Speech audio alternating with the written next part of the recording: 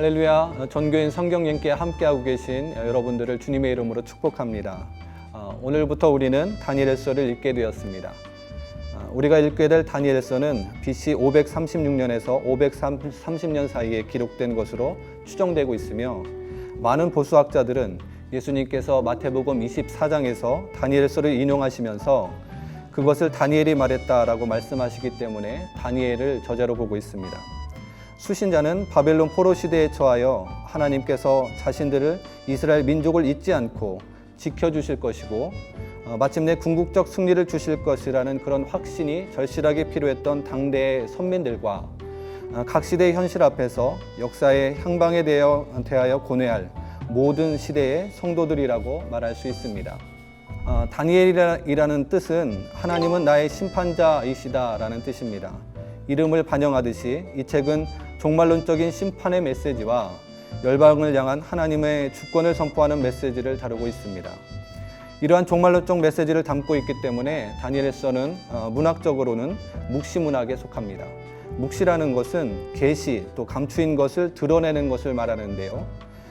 신약의 계시록과 구약의 다니엘서 등의 종말론적 성경 묵시들의 밑바탕에는 이 세상의 모든 역사는 선민의 구원과 악인의 심판이 최종 실현될 그날을 향하여서 하나님께서 이끌어 가시는 과정이라고 말하고 있으며, 또한 사탄 또는 세상의 악한 무리와의 부단한 투쟁의 과정이라고 말하는 그런 인식들이 깔려 있습니다. 다니엘서는 내용적으로 전반부와 후반부로 나뉘어집니다. 전반부인 1장에서 6장은 다니엘이 경험한 역사적 사건들의 기록들로 역사적인 사건들 속에서 드러난 하나님의 인도하심을 보여줍니다. 하나님의 백성들이 압제의 시대에 어떻게 처신해야 할지를 말해주는 그런 지침서라고도 말할 수 있습니다. 후반부에 해당하는 7장에서 12장은 다니엘이 본 환상들을 기록하고 있습니다. 여기에는 역사를 통해 이루실 일에 대한 묵시가 담겨져 있습니다. 이 내용들을 조금 더 세부적으로 살펴보면 다음과 같습니다. 1장에서는 갈등의 관계를 다루고 있습니다. 여기에서는 다니엘과 그의 친구들은 유대인의 정체성을 버리고 바벨론 사람들처럼 살면서 토라에 나오는 음식법을 거스르르도 그렇게 강요당하고 있습니다. 그들은 이를 거절하고 율법에 순종하는 길을 택한 결과 위험에 처하게 되지만, 하나님은 그들을 건지셔서 결국 바벨론 왕이 그들을 높이게 하십니다.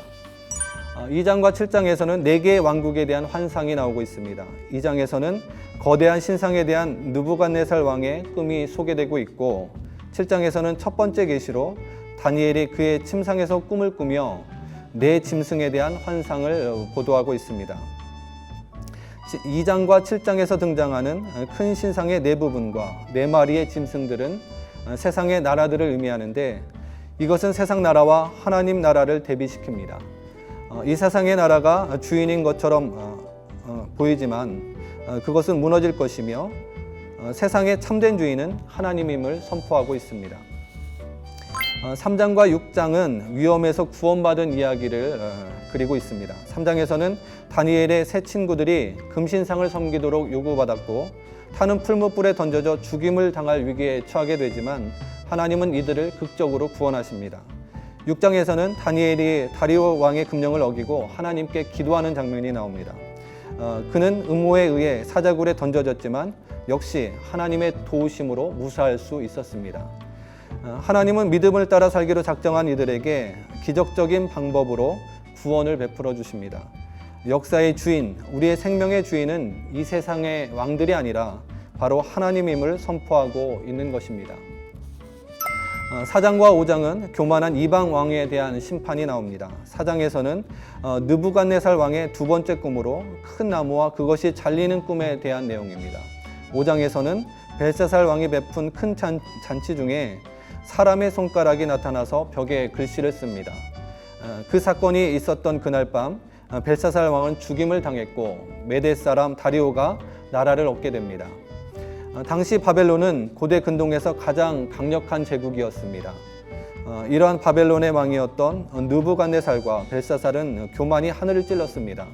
하나님께서는 이런 이들을 심판하시며 역사의 주인은 이 왕들이 아니라 하나님이시다라고 이렇게 밝히고 계십니다. 8장에서 12장은 뿔을 가진 수량과 수렴소 환상과 그 밖에 여러 환상을 담고 있는데 이것들은 미래의 왕국과 통치자들을 가리키고 있습니다. 여기에서는 열방의 국가들은 임시적이고 제한적이나 하나님의 나라는 영원할 것이라는 메시지를 주고 있습니다. 결국에는 하나님께서 악한 세력을 무너뜨리고 당신의 백성들을 구원해 주실 것입니다.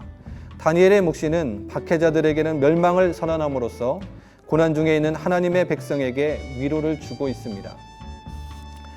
우리는 다니엘의 썰을 통해 하나님을 불신하는 세상 속에서 살고 있는 하나님의 백성의 운명을 아주 드라마틱하게 엿볼 수 있습니다. 하나님의 백성이 신앙의 정체성을 가지고 세상을 살아갈 때 분명히 세상으로부터 어려움과 핍박을 당하게 될 것입니다. 그렇다고 한다면 성도들은 이런 세상의 위협에 무릎을 꿇고 말아야 하는 것일까요? 그렇지 않죠. 성도가 신실하게 신앙을 지켜나가면 비록 세상에서 환난을 당할지라도 하나님은 성도를 끝까지 보호해 주시고 승리케 하실 것입니다. 다니엘서를 읽으면서 이 하나님의 보호와 승리를 경험하는 지구촌의 모든 가족들 되실 수 있기를 주님의 이름으로 축복합니다.